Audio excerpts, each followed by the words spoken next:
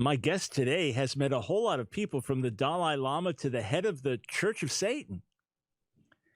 Hey, friends, this is Michael Brown with my good friend, Professor James Beverly, a man who's a research scholar with a very inquisitive mind that really loves to study and dig into evidence, and has had some amazing encounters and interactions with a wide range of people, from a man that used to be the world's leading atheist, Anthony Flew, to the Dalai Lama, to head of the Church of Satan, to ex-Jehovah's Witnesses, and folks involved in Scientology, you name it. So I asked him to come on and talk with me about some of the most interesting people he's met over the years, and as a Christian himself, what his perspective is on these people in meetings. And then he's also been doing research on the 2000 Mules documentary claiming election fraud. When he was on with me a couple months back, he was impressed initially with the video and the research, but has been digging deeper and has an update on his opinion of the documentary. So we'll get into that as well. I won't be taking phone calls, just devoting the time to my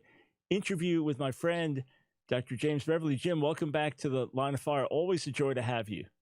Thanks, Mike. It's an honor to be on your show. All right, so let's start with Anthony Flew, who for years was perhaps the world's best-known atheist, and clearly someone who differed with Christian views and the idea of theism, that there was a God who was actively and personally involved in our lives. So how did you meet Professor Flew?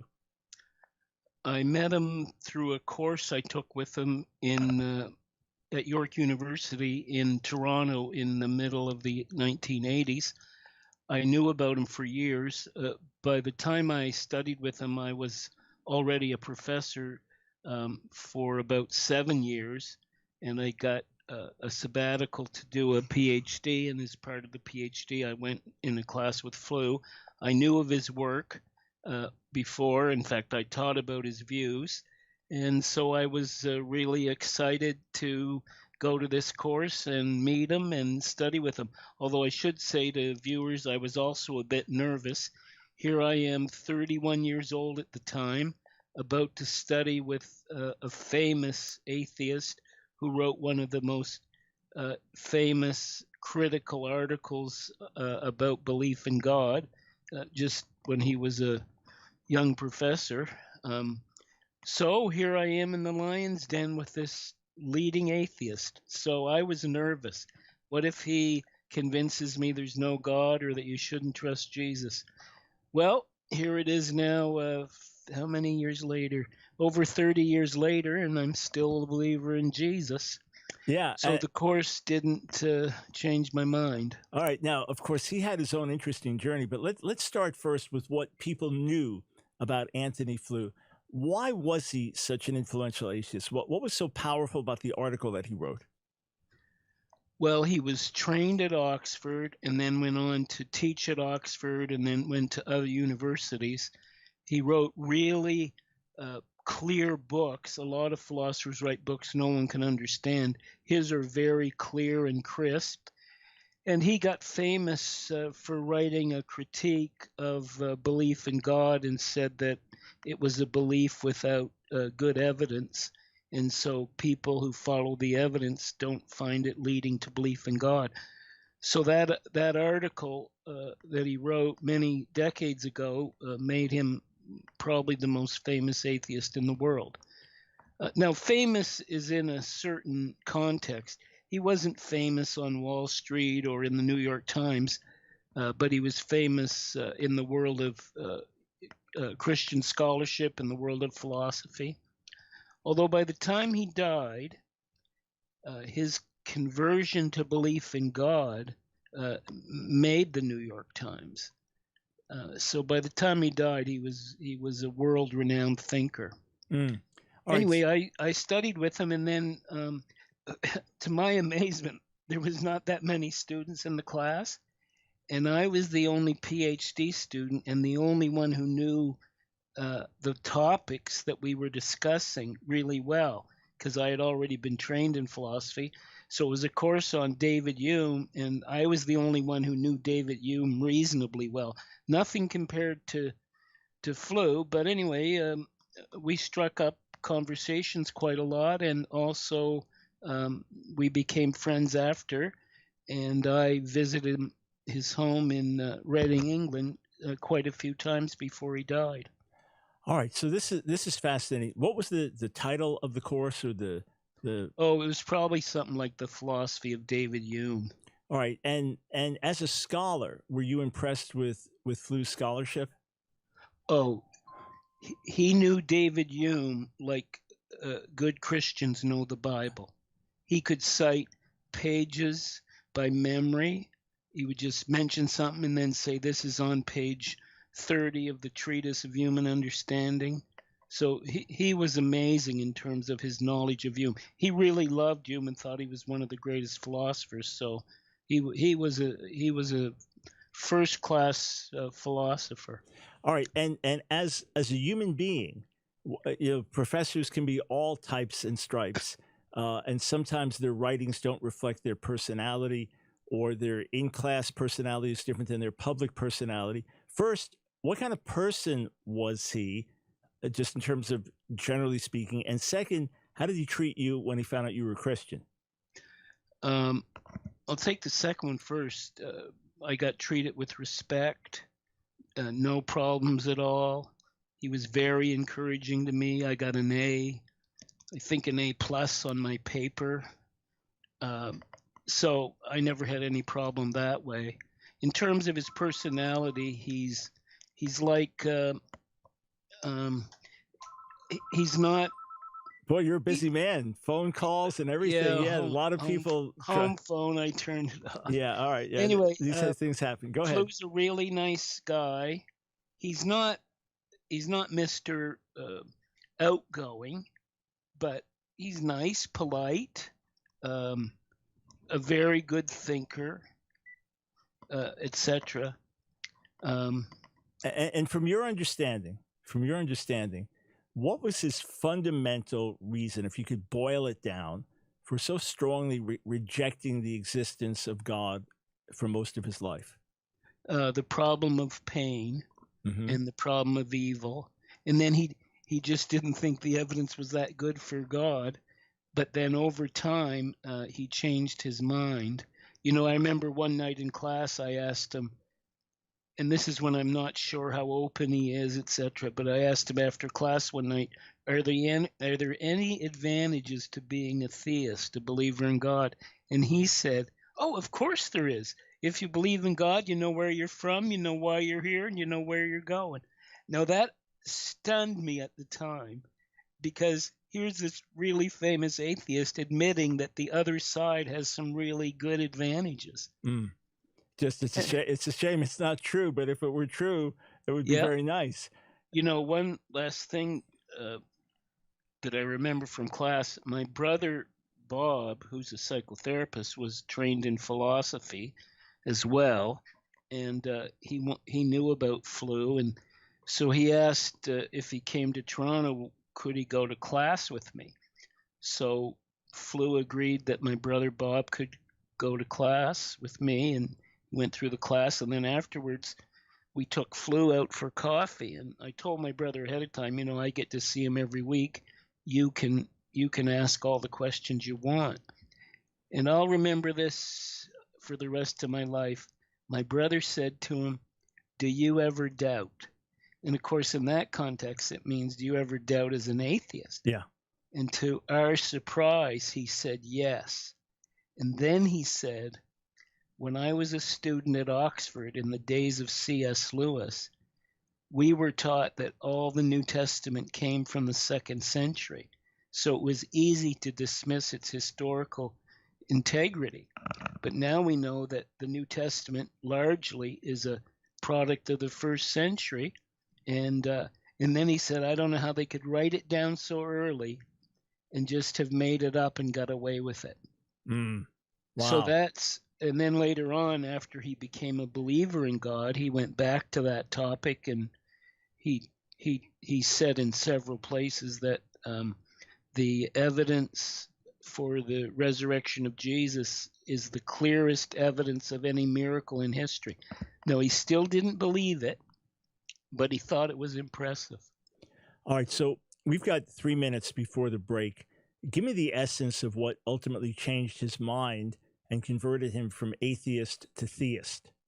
It would be the design argument, and also maybe a version. It would be actually the classical arguments sort of had their combined strength. He was impressed by the cosmological arguments, like from Alvin Plantinga. He was impressed by teleological arguments from a guy named Gerald Schrader. I think that's his name. Mm-hmm.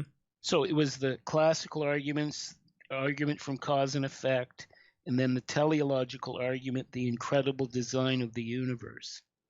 And how did he ultimately resolve, though, the problem of pain? I don't think he did. I think he just thought we live in a universe full of pain, and that's the way it is. By the way, when I did an article for Christianity Today about him, he said that he wanted people to know he didn't turn to God because he was scared to die. He actually said, "I want to die soon, and I'm not scared to die, and I don't hope to live again." So he became a believer in God because of the evidence. And the atheist world went wild. They said he was losing his mind. It was dementia, but it wasn't. So he also, I'm glad to say that when I interviewed him the last time in his house, he said that Jesus is the greatest example of charismatic who ever lived. Now, by charismatic, he means dynamic, powerful, fascinating. Yeah. I wish he had turned that appreciation for Jesus into belief. But as far as I know, he didn't. Well, it is great that he confessed how great Jesus was. Yeah. He just had his own areas of doubt. Yeah, and of course, God's his ultimate judge. What an amazing journey. Hey, friends, if you would like to sign up for Professor Beverly's informative newsletter, here's how you get it. You write to him at James Beverly. That's James, Beverley, James Beverly at simpatico.ca, as in Canada. So James Beverly, Beverley, at Simpatico, that's sympatico.ca. If you're watching on YouTube, we'll put the links up as well so you can get this. But one more time, James Beverly, you just write to him directly, Beverley at Simpatico, sympatico.ca, and ask for his newsletter. We'll be right back.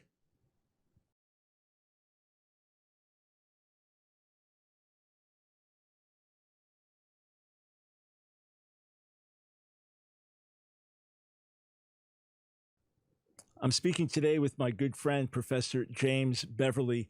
He's just spent time with some very unique people from a wide range of backgrounds and beliefs, more so than just about anybody I know in terms of quality encounters and relationships with people and some of the meetings and settings he's been in. And he's been in it all the while as a believer and as a research professor that just loves to study evidence and see where things go. All right, we're just going to get into this very briefly. Folks will want to hear more, but we're going to do this very, very briefly. Initially, when you had watched the 2000 Mules documentary and begun to do background research, you were impressed with the evidence and leaning towards its authenticity. Since then, you've spent many, many hours further digging into this and interacting with other specialists. What's your current viewpoint of the 2000 Mules documentary? Well, I just had a book about it come out on Amazon called Tracking 2000 Mules. It's a guide to the film and all the debates, and I've collected about 1,000 articles on it. I'm less enthused now than I was when I first saw it, but that's because when I first saw it, I didn't know a lot of the issues involved. Now I know those issues, and I'm more skeptical about the film now than I was back in May when I was on your show. I still don't have a bottom line. I've just learned about a month ago some new evidence that raises in question what's the ultimate explanation for the film. the popular view among right-wing Christians or MAGA people is that the film is the greatest thing that proves the election was a fraud. Other people say it's just a money-making scam. And then you get into some views that sort of blown my mind. There's one major figure who argues that the film is a plot by rhinos, Republicans in name only, to make Trump look bad, because they do a film. They've done a film that Trump has accepted, but most average people think is a fraud, which makes Trump look like a fraud. Now, I find that the person who advocates that view is an incredible researcher and scholar, and so I'm going to look at that view simply because I respect this guy so much. On the surface, though, I find it almost inconceivable that Dinesh D'Souza or Catherine Engelbrecht or Greg Phillips are knowingly doing something to hurt Trump. That's really hard to believe. Yeah. I'm with you on that. Yep. The other theory is that Greg, the main researcher, hasn't told the truth about his research. Anyway, those things are all up in the air, because one thing I've learned is not to commit finally to something until I know it in detail and have solved all the puzzles. So I hope to have something finalized in the next few weeks. Got it. Just wrapping up some final things about the film. And it mainly involves me writing. Dinesh, Greg, and Catherine are talking to them and asking them specific questions where I give them a chance to defend themselves from criticism. A lot of the criticisms are stupid. Like if I read one more time that Dinesh D'Souza is a felon and therefore the film is inaccurate, I'm going to scream. That is a ad hominem argument. Yes, he committed a felony in 2014. On the scale of felonies, it was a minor one. He paid his price. He got pardoned by Trump. None of that means that the film is not true. Someone can have a weakness in one area and still be telling the truth in another. Right. All clear on that. All right. So thanks for the update in detail, but the short version, I appreciate it. Before we get into your encounter with the head of the Church of Satan, let's talk about the Dalai Lama. First, in short, who is the Dalai Lama? Why is he so significant? He's the most famous Buddhist in the world by far. There's no one close to in terms of fame and reputation. So that's the number one reason. The number two reason is he's the head guru in a branch of Tibetan Buddhism. So his followers view him as sort of like a godlike figure. He's the highest evolved reincarnation on the planet today. So his followers believe he's sinless. They believe that he can do supernatural things, et cetera, et cetera. And he was like born, and they recognized him as some kind of chosen one. He was raised in, right. So there's a whole history with this lore to it. Okay. So he's not just a respected leader who speaks on political and international affairs and fighting for the freedom of Tibet, but this revered spiritual leader. How did you get to meet him, and how much time did you spend with him? I got to meet him. Here's a funny angle on it. When I met him and interviewed him in India, I asked him how come he said yes, or I might have asked his assistant. I can't remember, but I asked, how did I get the interview? He gets 50 to 100 interview requests every day. So I asked, how did I get the interview? And either he or his assistant said it was because Christianity Today magazine that sponsored the interview on my behalf. They were from Billy Graham, and so because of the Dalai Lama knew about Billy Graham, he said yes to the interview. Interesting. He also told me that he was that he liked the fact that I was a spiritual person and a Christian believer, and he likes that footing better than someone who's a atheist or agnostic. Got it. And how much time did you spend with him? Well, I was told that, the interview might go half an hour, and I should make sure that I ask the most crucial questions during that period. So I was watching the clock closely, and I made a comment about, it's getting close to half an hour, and the Dalai Lama interrupted and said, "This isn't New York or Washington. We can keep talking." So I think I got either 45 minutes or close to an hour. And was Well, there any sense there can be people who are just powerful leaders in the natural and have a certain aura about them? Then there are people who are spiritual leaders, and it could be a demonic presence, it could be a holy presence, but there seems to be something about them that's different. How did you find being around him as compared to being around other people? I found him to be just like being with your ordinary person. Now, he is dynamic. He can be very funny. He's powerful, so that needs to be noted. But I didn't get any special spiritual aura about him. I just viewed him as, here's this famous Buddhist guy.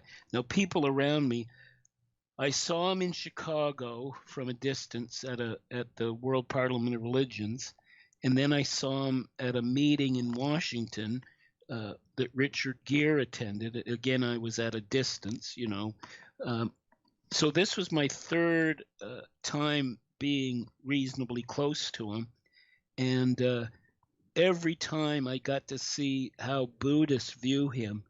You can tell as they look at him, as they cry about him, as they cheer for him, that they're looking. It's almost it's like we would do if we could be with Jesus and see him.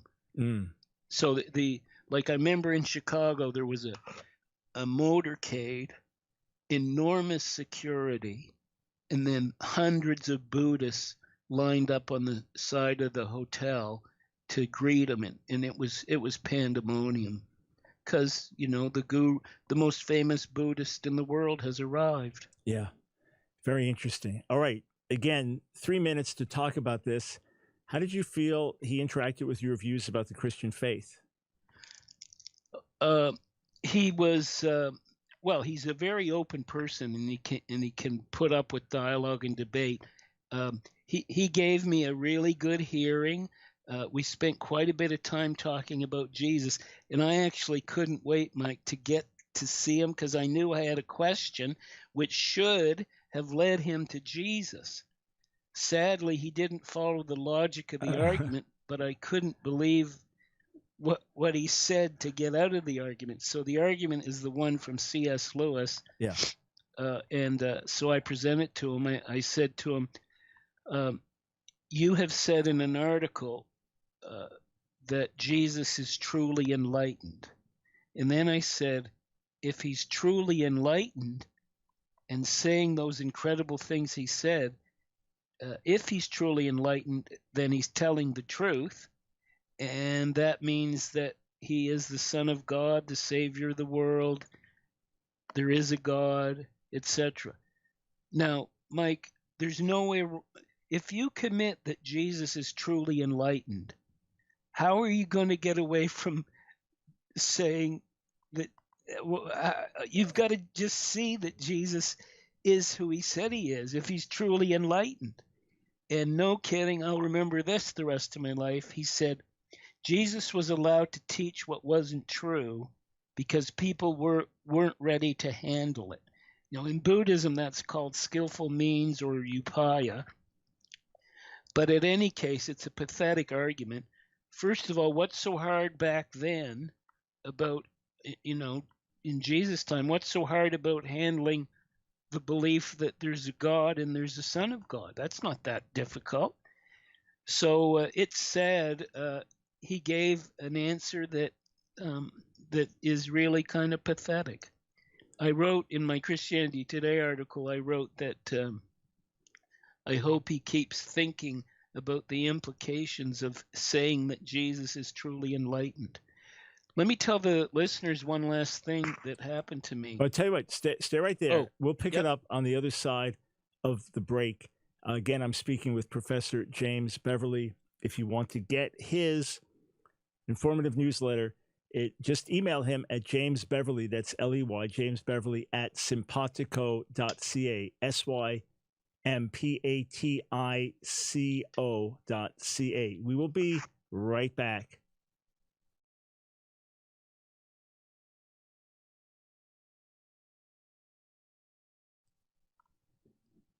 Welcome back, friends, to the Line of Fire broadcast as I speak with Professor James Beverly about his time with the Dalai Lama. We're about to talk about his encounter with the head of the Church of Satan.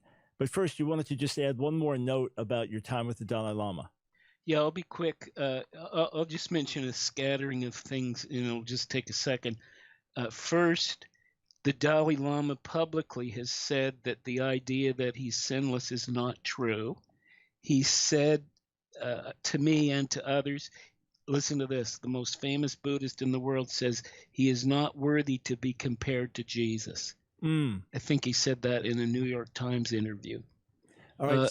And then the last thing, this is more of a sort of an encounter before I went in to interview him. I was at the security gate in his compound in northern India in Dharamsala, and just before I went in to go into this big interview, this verse hit me like it never has before. The verse came to my mind, every knee will bow to Jesus. Every tongue will confess. And I think that was the Holy Spirit reminding me that even though I'm going to get a chance to talk to this famous Buddhist, I need to remember who is the ultimate Lord and Savior. Yeah, absolutely. And God knows the seeds that you planted, and certainly many people pray for the Dalai Lama, who is highly respected for many reasons and has done much good and stood for many good causes, but obviously doesn't know the Lord, doesn't know the true God, and is a sinner in need of salvation like all the rest of us. All right, so from sitting with Dr. Anthony Flew in his own home to sitting with the Dalai Lama in India, head of the Church of Satan, how in the world does that one come out? When I was doing my book, Nelson's Illustrated Guide to Religions, I was trying to collect a lot of material on all sorts of religions and groups, and I didn't have any really good material related to the Church of Satan.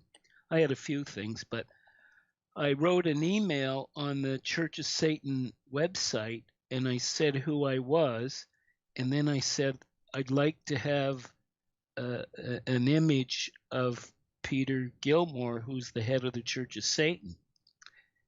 And this would be back around 2007, 2008. And to my surprise, I got a letter or an email back from his wife saying that she would be glad to put me in touch with Peter and that they would provide some material if he was happy with talking to me, etc.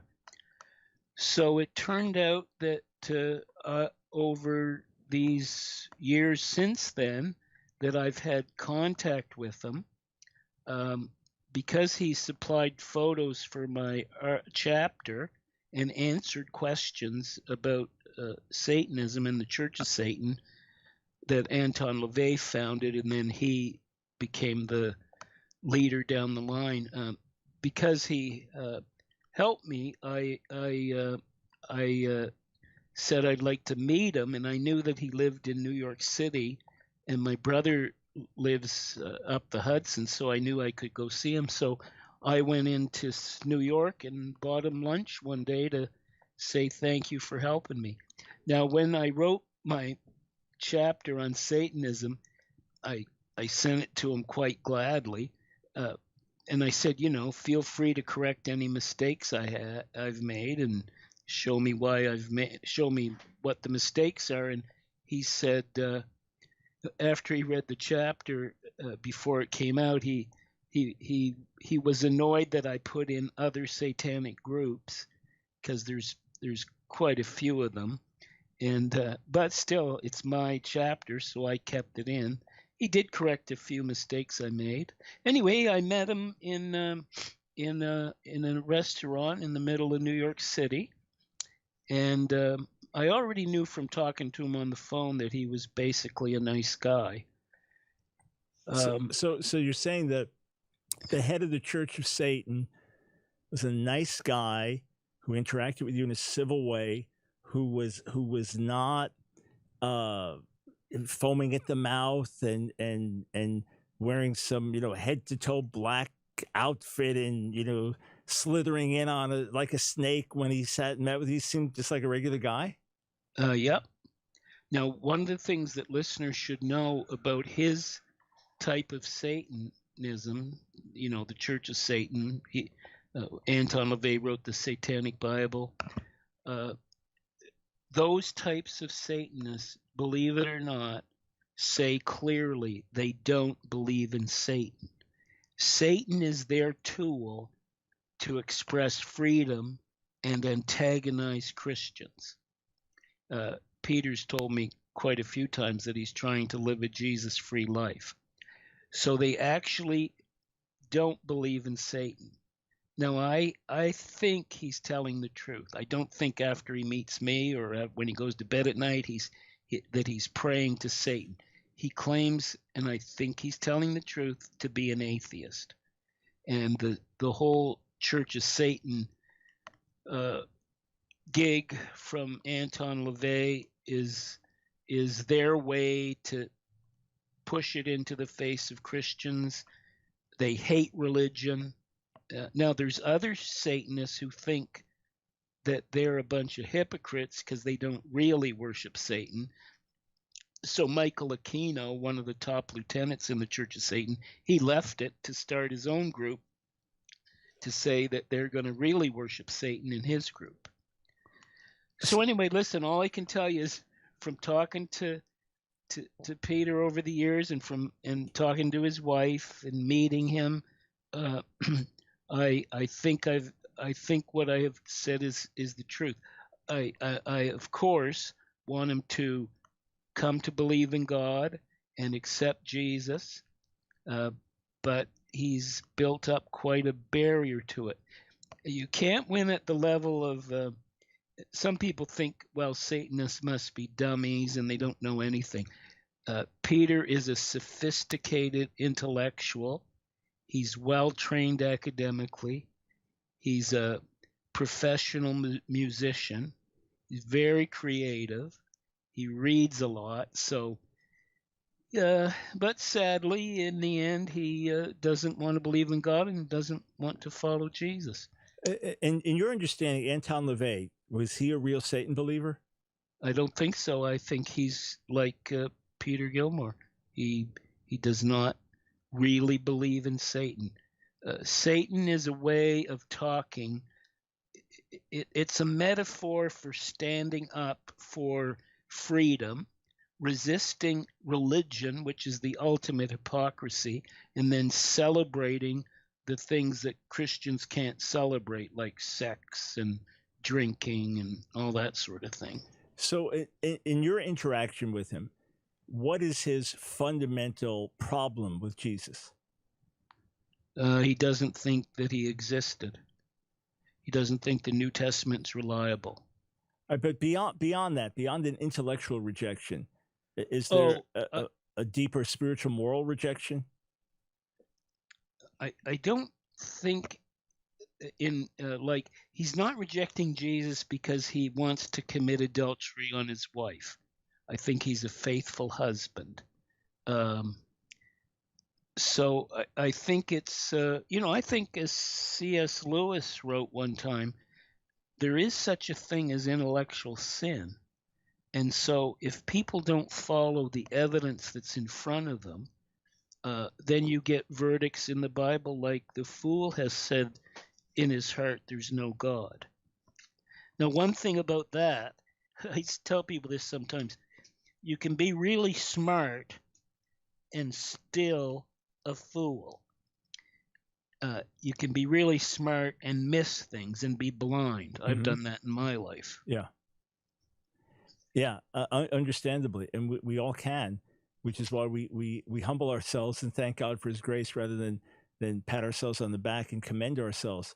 All right, again, about 3.5 minutes before a break, did you go to like witchcraft meetings or anything like that? Yes, a few times over the years. No, I still remember the first time. See, once I started teaching over 40 years ago, I taught courses on religious groups. So I thought it would be a good idea to go to different religious groups. So, I would go to Hindu meetings, Jewish meetings, Buddhist meetings, different cult groups, etc. And then one time I heard about a church in Toronto, the most famous witchcraft group, and I heard they met on a Sunday night. So I still remember walking down the stairs in my house, and I had already told my wife, Gloria, that I was going to the witchcraft meeting. And I remember she said, "Be careful, I think you're crazy." So I went to it. Now, readers need to hear this. Two things. One, I didn't go to worship. I went to watch. Right. I think we understand that. I think that's pretty clear. Yeah, well, you never know. And then the other thing is, I think God made me that I can study falsehood and it doesn't get to me. Now, it makes me sad, disappointed about people's false beliefs, but not once I started studying religious groups in the early 70s. So I've got 50 years into the study of religious groups. Not once have I ever been attracted to anything other than the gospel. Mm-hmm. Now, I've been attracted in terms of realizing that other people are nice in other religions, or there's some teachers that are very smart, but none of the groups ever made me think, oh, I should leave the Church of Jesus Christ. Right, right. So anyway, I went to this witchcraft meeting. I've been to, over the years, I've been to several. Sometimes I've been completely ignored. Like I might be the only non-witch in the meeting and nobody says hello. So that made me realize what it'd be like to go to church and no one shows any interest.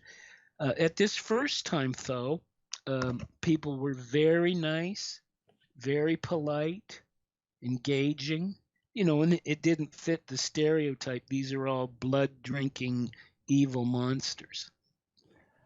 Got it. Now, look, there are very dark things that happen in Satanism, and there are people who are very dark witches, and there are abuse stories, etc., that are very real.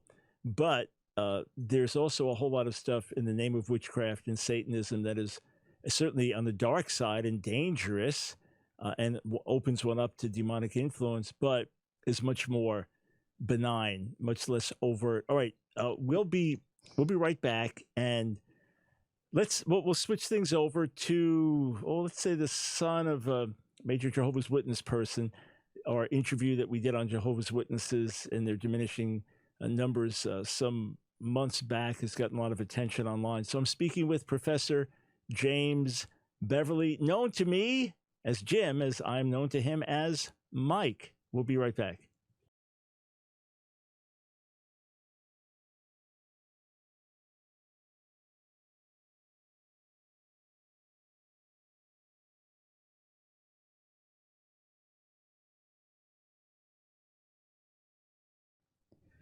Well, I hope you've been enjoying this fascinating interview with James Beverly. We've been playing recorded interviews. We recorded these just a few days ago while I'm in India, and got a couple of days more in India, then head home, God willing, on Saturday. So thanks for your prayer support. But we wanted you to have special broadcasts, really memorable broadcasts when I was away. So we've taken time to record these with different guests. If you missed any of the previous interviews this week, everything's on our website, AskDrBrown.org, AskDrBrown.org, or easier, just make sure you have our app, Ask Dr. Brown Ministries, AskDrBrown Ministries on Apple or Google, Android. So download that, and then any show you miss, it'll be right there. Just last show before that, most recent article, all right there for you. So make sure you download the app, Ask Dr. Brown Ministries, AskDrBrown Ministries. You can also listen to the show live wherever you are, as long as you have cell phone reception.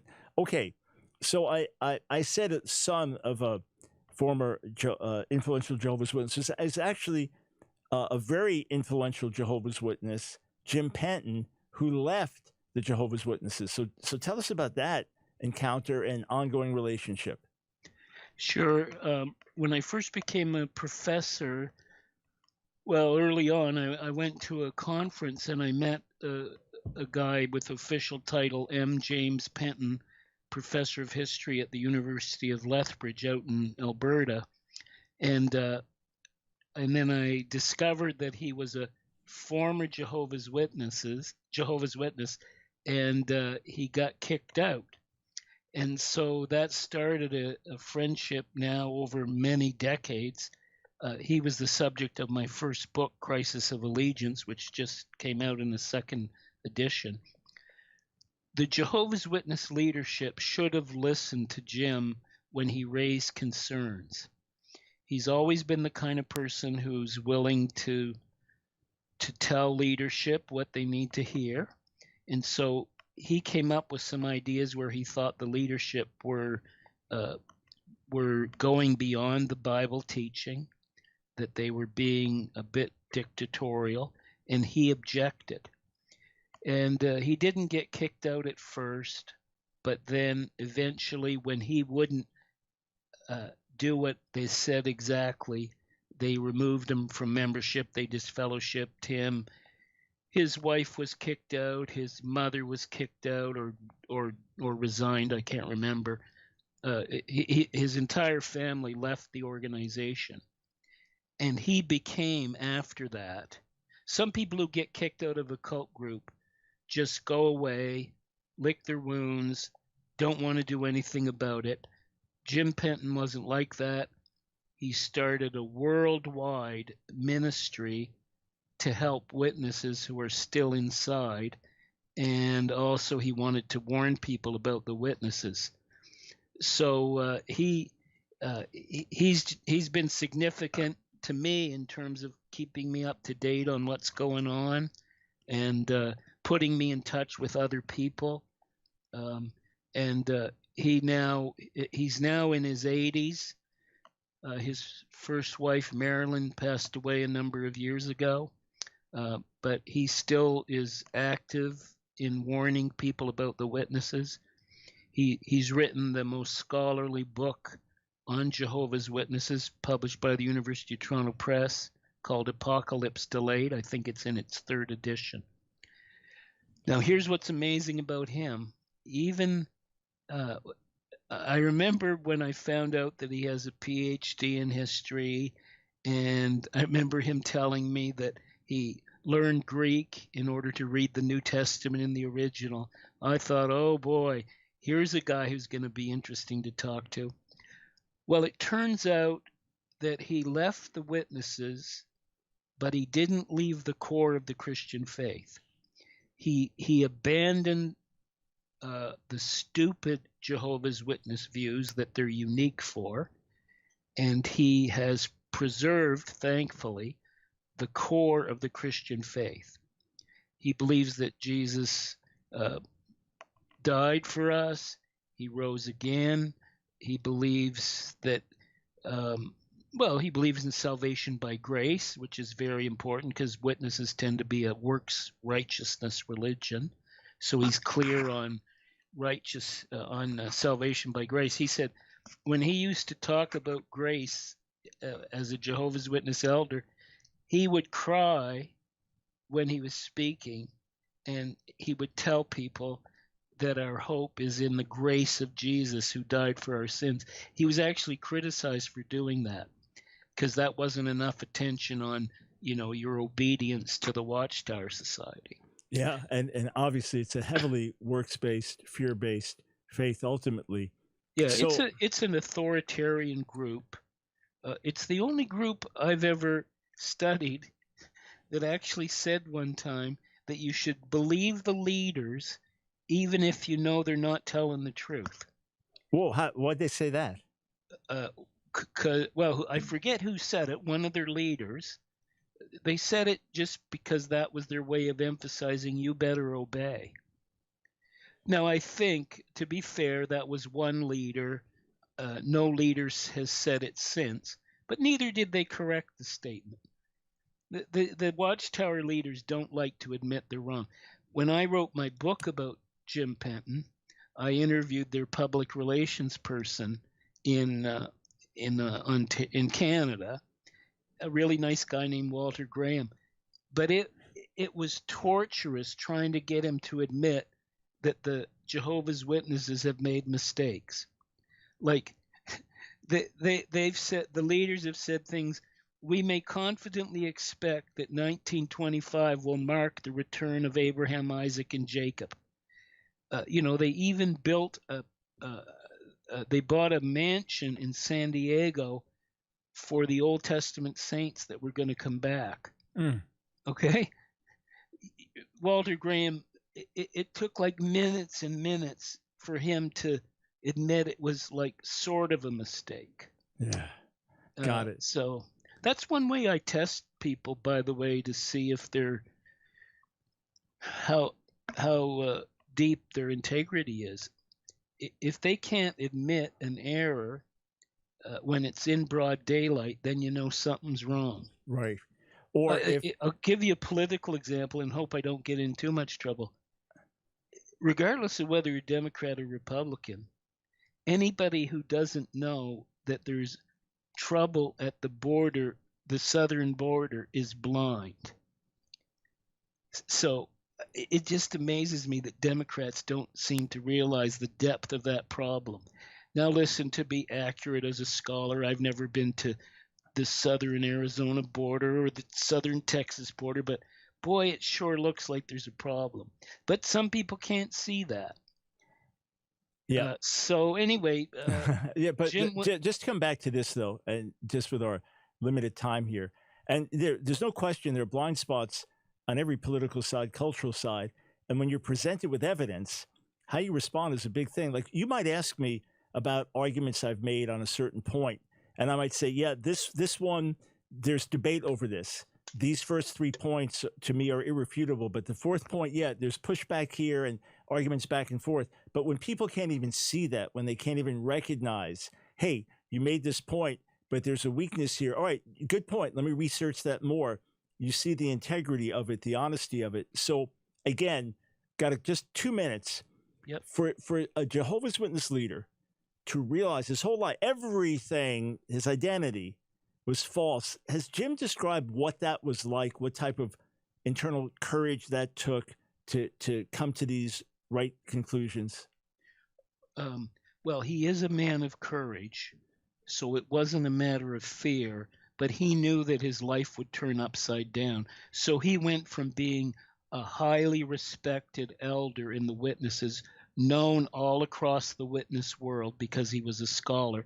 Jehovah's Witnesses don't have many scholars, so he was one of them. So he's well known.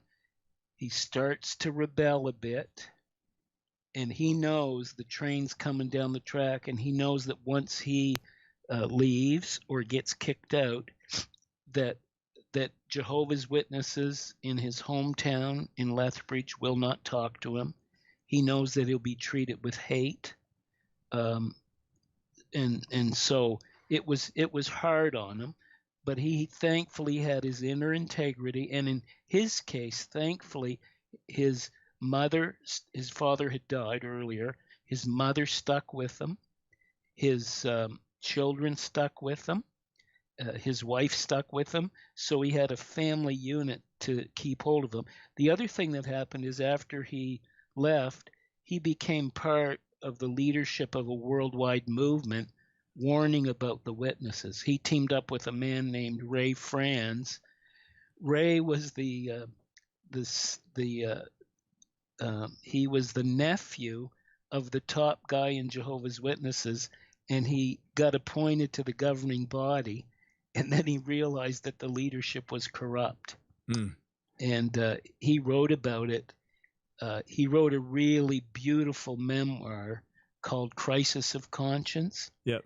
It's one of the most powerful books I've ever read. Anyway, Ray and Jim stuck together with others. That helped, but in all their cases, their worlds were turned completely upside down. Yeah. But in Ray's case and Jim's case, they both believed that they were following what Jesus would want, and that kept them. Right. So for everybody listening, there is a price to pay for following the truth. And sometimes it's intense. Certain parts of the world, if you come out of certain faiths or cults, it could cost you your life. But we can do no other but follow the truth. To stay in touch with Professor Beverley, to get his newsletter, it's free. Go to email him at James Beverley, Beverley, at Sympatico, sympatico.ca. Hey, we are out of time, but you are not out of stories and information, so we will do this again soon. God willing. Blessings to you, Jim. We got to run. Yeah. Thanks, Mike. Bye. Bye-bye.